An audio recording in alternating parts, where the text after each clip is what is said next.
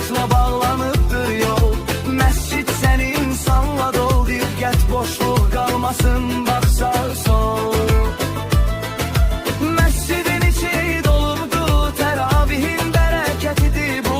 Uşaqlar qaçışıb durur, böyüklərdə namaz durur. Allahu Ekber. Ey Ramazan, nə yaxşı ki gəldin bu ildə, bir başqa hal verir oxunan azan. Nə yaxşı ki səni yaşadım bir ildə.